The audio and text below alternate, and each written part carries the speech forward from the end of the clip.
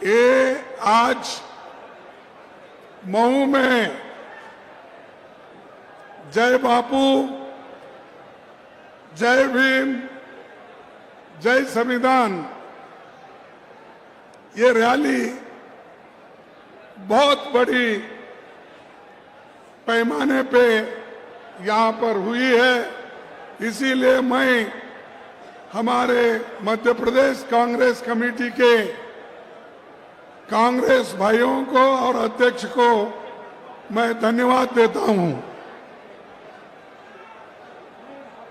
कि ये जो रैली इसलिए बनाई गई, अभी राहुल गांधी जी ने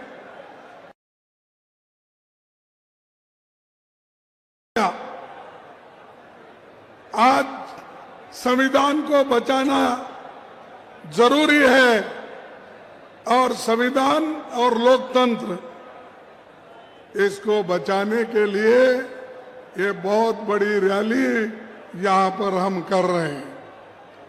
आप चाहते हैं ना संविधान को बचाना? चाहते हैं? लोकतंत्र को बचाना चाहते हैं? तो इसीलिए आप सुनिए कि किसने क्या क्या कहा और किसने कांग्रेस पार्टी को, संविधान को कुचलने की कोशिश कर रहे हैं।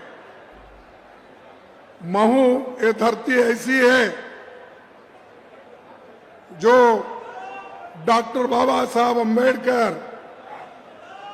इस महू में पैदा हो गए थे और उन्होंने एक आदमी सारे देश में अछूत लोगों को, दलितों को, पिछड़ों को, गरीबों को उनके हकूक दिलाने की पूरी कोशिश उन्होंने की। एक व्यक्ति इतना काम कर सकता है। अगर आप सभी अंबेडकर बने तो ये बीजेपी की सरकार हिल जाएगी और बीजेपी का पता नहीं रहेगा। आपको बनना है अंबेडकर, आपको बनना है पंडित जवाहरलाल नेहरू, आपको बनना है महात्मा गांधी। आप ये बनकर लड़ेंगे तो आप कुछ हासिल करेंगे। आपके तरफ से राहुल गांधी जी आप लड़ रहे हैं, कन्याकुमारी से लेकर कश्मीर तक उन्होंने पैदल यात्रा निकाली। किनके लिए? इस देश के लोगों के लिए, संविधान बचाने के लिए, सब लोगों को जोड़ने के लिए उन्होंने ये काम किया और वो काम आपको भी करना है। भाइयों, मैं आप सभी को ये कहना चाहता हूं, बाबा साहब 14 अप्रैल 1891 में इसी धरती में वो जन्म लिए थे और जन्म लेकर उन्होंने यह महसूस किया कि जब तक इस देश में अच्छी संविधान नहीं बनेगी, देश को आजादी नहीं मिलेगी, तब तक गरीबों की भलाई नहीं होगी।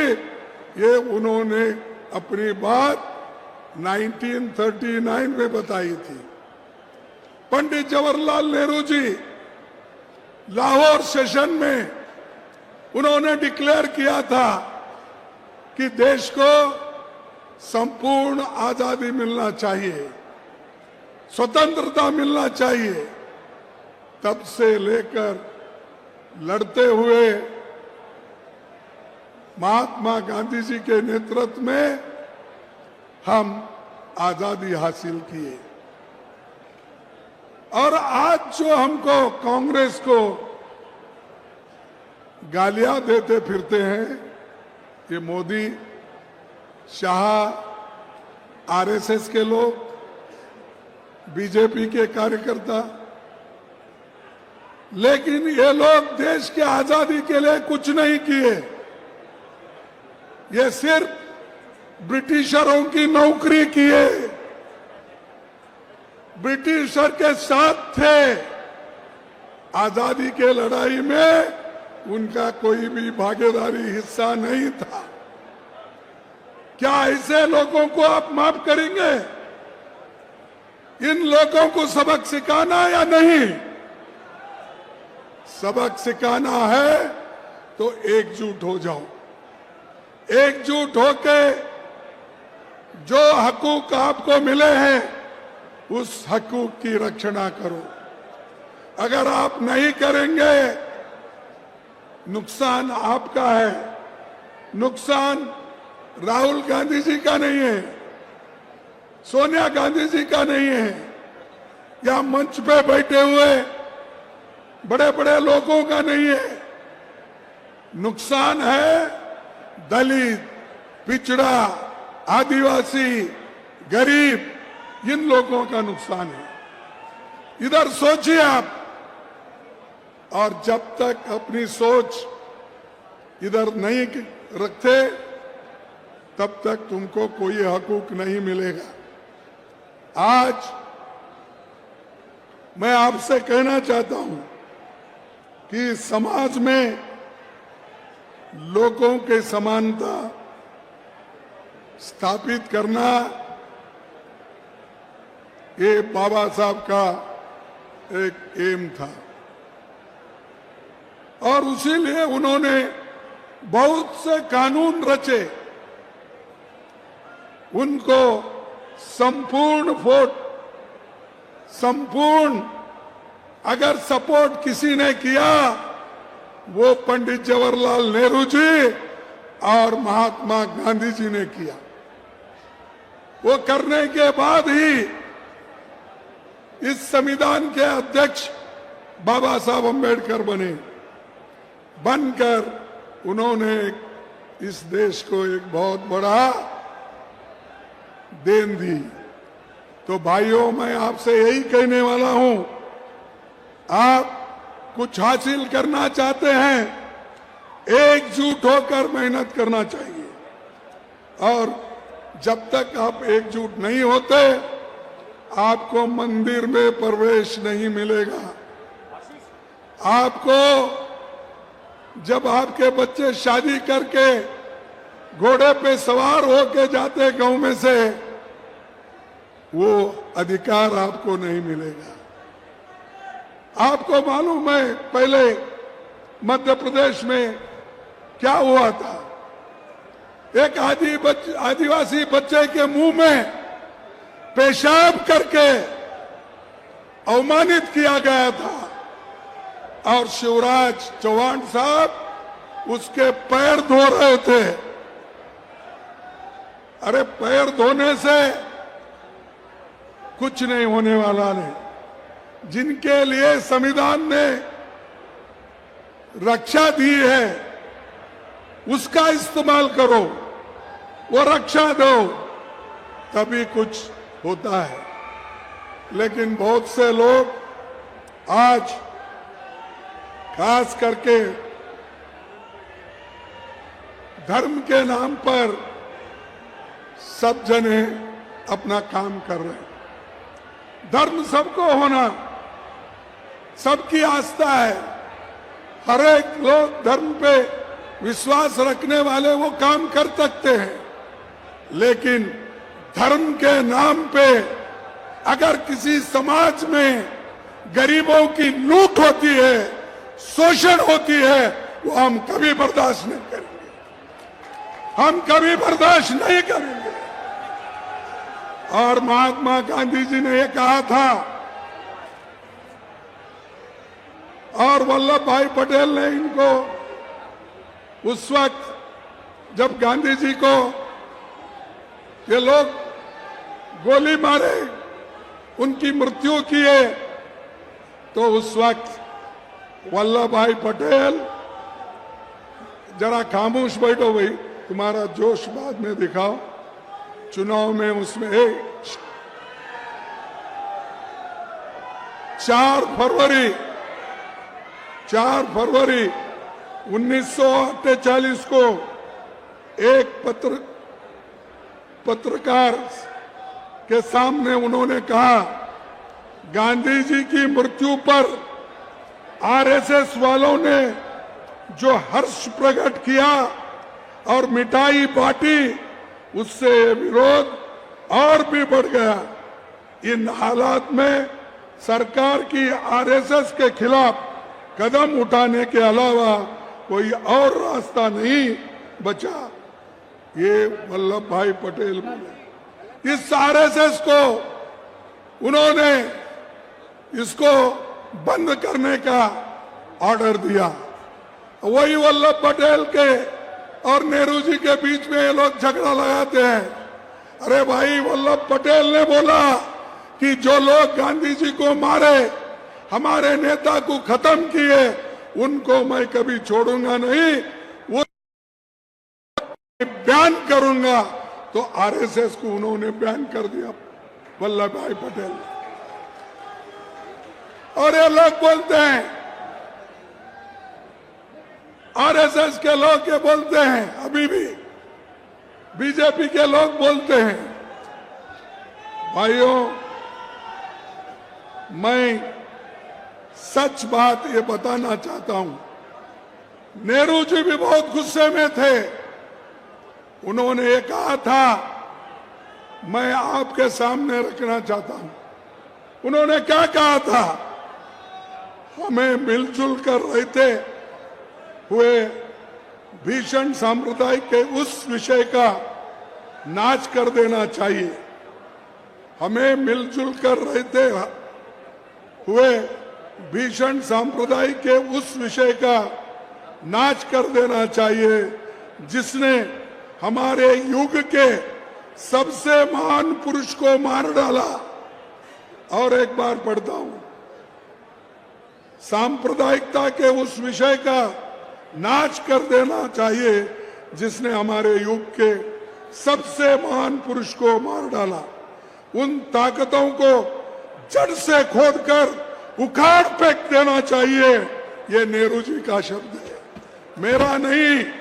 नेहरू जी ने ये कहा और आगे कहा, गांधी जी की हत्या पर समारोह करने वाले लोग, मिठाई बांटने वाले लोग, उनको भारतीय कहलाने का भी हक नहीं है। ये आरएसएस के बारे में नेहरू जी ने कहा। वल्लभ भाई पटेल ने क्या कहा वो भी मैं आपको बताया। तो ये खुद ही देशद्रोही है। आरएसएस, बीजेपी, ये खुद देशद्रोही है और दूसरों को कहते हैं कि ये लोग दूषित हुए। ये मेरे शब्द नहीं है, मैं ये तो इस शब्द वल्लभ भाई पटेल जी का लाया हूं, नेहरू जी का लाया हूं। और सभी ने मिलकर इस देश को जो बनाया, उन्हीं को ये लोग गालियां देते, उन्हीं को गोलियां मारे, उन्हीं को खत्म करे। तो इसीलिए आपको सोचना है, संविधान इसलिए बचाना है कि आप जो गरीबी में है, गरीबी के ऊपर आना है। आपको अगर गरीबी से लड़ना है, महंगाई से लड़ना है, अनएम्प्लॉयमेंट से लड़ना है, तो संविधान के तहत हमको चलना पड़ेगा। और ये मोदी और शाह कभी हमको चलने नहीं देंगे। और एक बात मैं आपको बताना चाहता हूं। अरे शाह साहब, उन्होंने, अमित शाह ने लोग राज्यसभा में एक बात बोले। क्या बात बोले? उन्होंने ये कहा,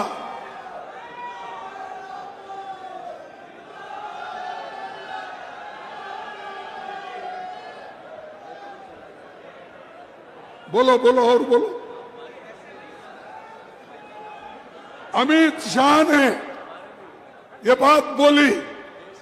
क्या बोले? लोग सब अंबेडकर अंबेडकर अंबेडकर बोलते हैं। अगर तुम अंबेडकर अंबेडकर इतने बार नाम ले रहे हो,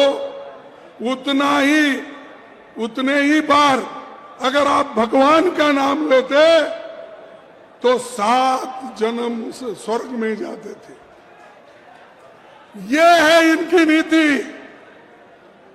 ये है बाबा साहब के प्रति उनका गौरव। तो इसलिए आप बच के रहना। जो लोग हमको खत्म करना चाहते हैं, जो लोग हमको मिटाना चाहते हैं, क्या आप मिटना चाहते हो, क्या जिंदा रहना चाहते हो? अगर जिंदा रहना चाहते हो तो लड़ो, लड़ने का सीखो, तभी आपको सब कुछ मिलेगा। और ये अमित शाह जैसे लोग भाग जाएंगे, ये बहुत दिन टिकेंगे नहीं। और बाबा साहब जो संविधान दिए, सब लेके चले, सबको देश के लिए लड़े और देश के लोगों को बचाए। उनको ये कहते हैं कि अंबेडकर अंबेडकर कितने बार बोलते हो, इतना नाम भगवान का लेते तो आप 7 जन्म तक स्वर्ग में जाते। अरे भाई, तुम तो इतना पाप किए हो, मोदी जी और शाह मिलके इतना पाप किए हैं, वो 7 जन्म क्या 100 जन्म में भी स्वर्ग में नहीं जा सकते।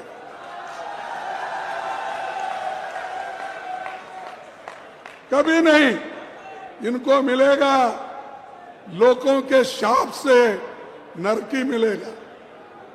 और नरक ऐसा बार बार वो हमेशा बोलते रहते हैं, इनको और ज्यादा लोग उनको दिखाएंगे।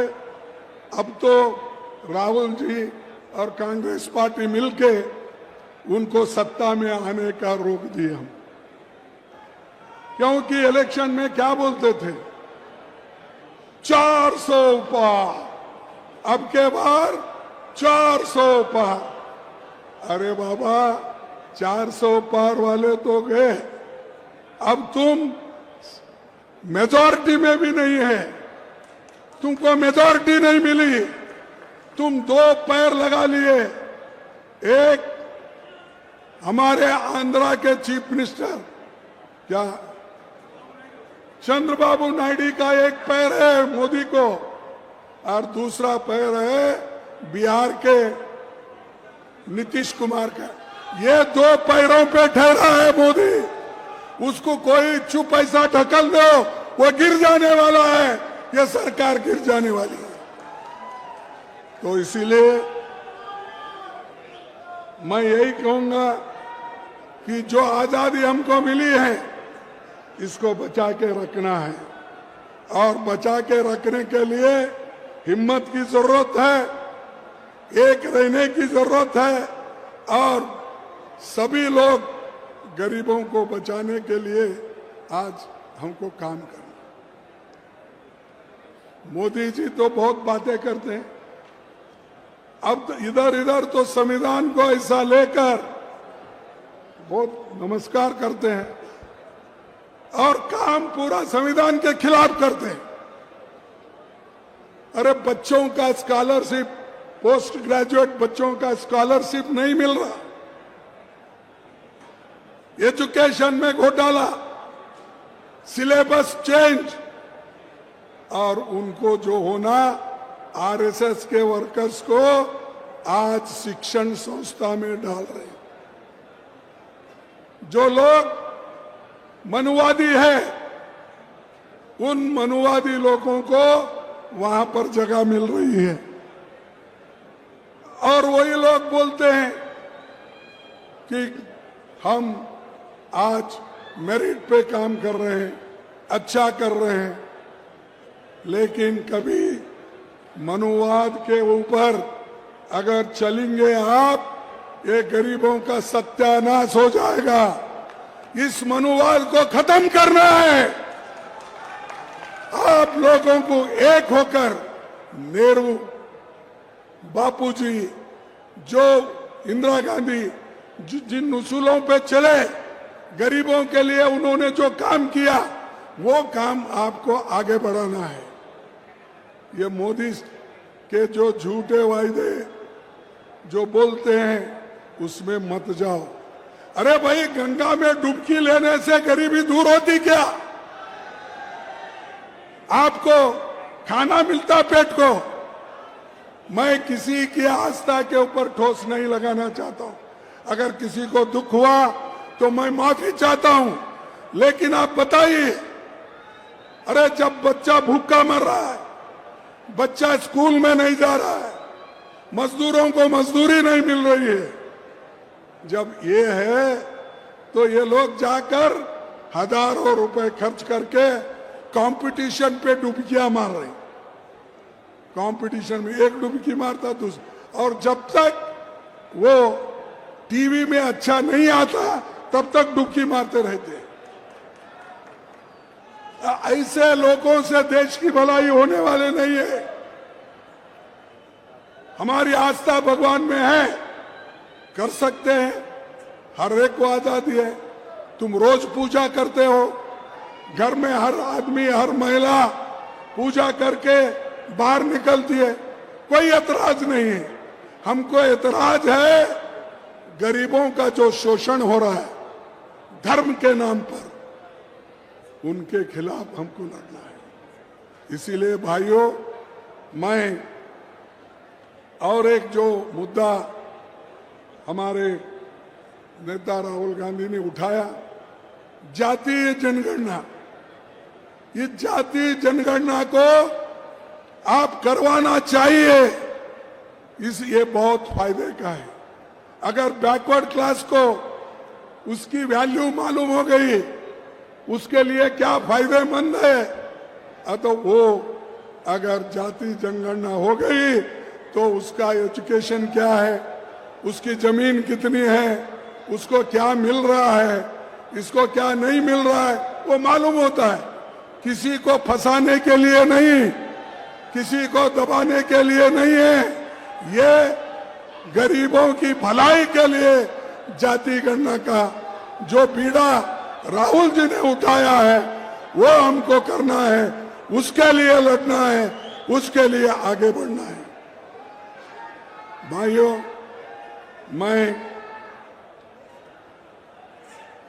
आज ऐसे ताकतों के खिलाफ राहुल जी लड़ रहे हैं, और जब राहुल जी लड़ रहे हैं, आपका कर्तव्य होता है कि आप भी लड़ना चाहिए। अगर आप नहीं लड़ेंगे, पीछे हटेंगे, तो समझो आपकी हार है, और ये हार हमेशा के लिए रहेगी। तो इसीलिए मैं आपसे विनती करूंगा कि आप सभी लोग ये जो हमने यात्रा रैली निकाली है, वैसा ही खास करके अमित शाह जो बाबा साहब का अपमान किया है, उसके लिए हर जगह प्रोटेस्ट होना चाहिए, हर जगह लड़ना चाहिए। मैं एक बात सुना यहाँ पर कि यहाँ पर सुना, जो बाबा साहब अम्बेडकर जिस कम्युनिटी से आते हैं वो कम्युनिटी महार है। वो महार कम्युनिटी को यहाँ रिजर्वेशन नहीं है। वो क्यों नहीं, क्या नहीं, मुझे मालूम है। जो अछूत लोग हैं उनको अगर रिजर्वेशन नहीं मिला तो बड़ा मुश्किल होता।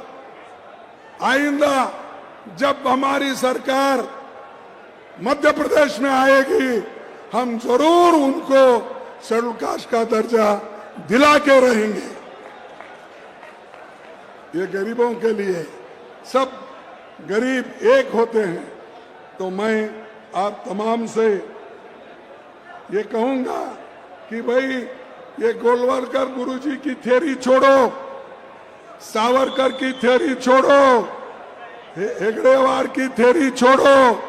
आप सिर्फ बाबा साहब अम्बेडकर, नेहरू और बापू की थ्योरी को लेके, आइडियोलॉजी को लेके आप आगे बढ़ो, यही मैं कहता हूं। और एक आपको मैं बात बताना चाहता हूं कि हमारे खुले तौर पर जो ये लोग बीजेपी के हर समाज का अपमान कर रहे हैं और हर जगह मंदिर के नीचे मस्जिद ढूंढ रहे, शिवलिंग ढूंढ रहे। अरे बस करो भाई, जो हो रहा है हो रहा है। कोर्ट भी बोला, सभी लोग बोल रहे, लेकिन सब लोग मिलके आज चंद लोगों को उचका रहे। वो आरएसएस वाले भी बोले कि भाई मंदिर के नीचे, मस्जिद के नीचे शिवलिंग मत ढूंढो, ये खुद ही बोले, लेकिन खुद ही उचकाते हैं। एक तरफ बोलते हैं, दूसरे तरफ उचकाते हैं।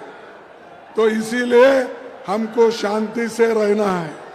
कोई भी अन्याय अगर करता है, कोई अगर अन्याय करता है, उस अन्याय के खिलाफ लड़ने की शक्ति आप में होना चाहिए। लेकिन इसका जो खास करके बीजेपी आरएसएस फायदा उठा रही है, लोगों को उस्का रही है और हमारे अच्छे कार्यक्रम को, जो संविधान में जो भी हमारे हकूक है, राइट्स है, फंडामेंटल राइट्स है, उनको निकालने का पूरा कोशिश कर रहे। और इधर सुना कि उन्होंने और एक संविधान बनाने का शुरू किया बोल के बीजेपी वाले। अरे वो कुछ नहीं होता। अगर आप एक है तो कोई इस संविधान को बदल नहीं सकता। इसीलिए तो आप लड़ाई लड़ रहे। हम अगर ढीले हो गए, हम अगर कमजोर हो गए, तो तभी ये होगा। इसीलिए हमारी संविधान का आज घटते जा रहा है। पत्रकार को, दूसरों को आज़ादी खतरे में रखने का ये सब चल रहा है। इसको हम सभी ने देखना है। और आखिरी में मैं ये बात जरूर कहूँगा कि महात्मा गांधी जी एक बात बताए थे, वो एक बात बताकर मैं अपने भाषण को समाप्त करता हूँ। गांधी जी ने क्या बताया था? गांधी जी ने यह बताया, महात्मा गांधी जी ने कहा था, मैं एक ऐसे भारत के लिए काम करूंगा जिसमें गरीब से गरीब भी ये महसूस कर सके कि ये देश उसका है और इसके निर्माण में उसकी जोरदार आवाज है।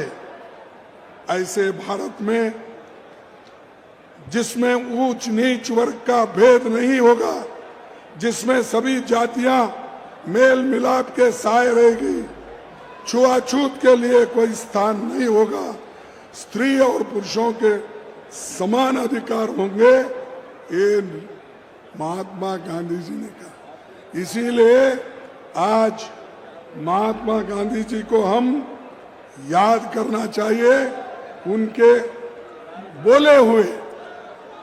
अब ये गुजरात से आते हैं नेता लोग, शाह गुजरात से है, मोदी गुजरात से, लेकिन बापू के उसूलों को बापू जी ने जो कहा है उसको वो नहीं मानते। और नहीं जब मानते हो, फिर उनका नाम लेके आप क्यों हर जगह बोलते रहते हो? तो इसीलिए और एक आखिरी बात मैं बोलना चाहता हूं। बाबा साहब अम्बेडकर के बारे में एक अफवाह फैलाते हैं, मैं रोज पेपर में देखता हूं। क्या कहते हैं कि वो ये कहते हैं कि बाबा साहब अम्बेडकर को किसने हराया, किसने उनको डिफीट दिया, ये वो कहते हैं। लेकिन बाबा साहब खुद एक लेटर लिखे, मैं आपके सामने ये दिखा रहा हूं कि खुद बाबा साहब अंबेडकर अपने दोस्त को ये लेटर लिखते हैं, माय डियर कमलाकांत, वो जो आदमी, उनको ये लिखते हैं कि मुझे हराने में और किसी का हाथ नहीं सिवाय यस्से डांगे और सावरकर, इन्होंने साजिश करके मुझे हराया। ये पढ़ो, ये ओरिजिनल लेटर है, आर्चूज में मिलता है। ये अगर आप देखेंगे, अरे कितना झूठ बोलते हो। खुद बाबा साहब अपने हैंड राइटिंग से लिखे, ये टाइप्ड नहीं है, लिख के उन्होंने कहा, मैं जो हारा, मुझे जो हराने की कोशिश की, ये सावरकर और यस्से डांगे मिलकर साजिश करके मुझे हराया। इसीलिए मुझे तो दूसरे पार्टियों ने जितना साथ देना था दिए, लेकिन खास करके इन दोनों ने ही मुझे हराने के लिए पूरी कोशिश की और इसके साथ उन्होंने एस.के. पाटिल का भी नाम लिया। लेकिन मैं ये कहना चाहता हूं कि ये जो झूठे अफवाहें फैलते हैं या फैला रहे हैं, इसको आप ध्यान मत दो। सब कुछ किया कांग्रेस ने किया, सब कुछ किया हम लोगों ने किया, नेहरू जी ने किया, इंदिरा जी ने किया, राजू जी ने किया और कांग्रेस ने किया। बस इसी को आपको आगे बढ़ाना है।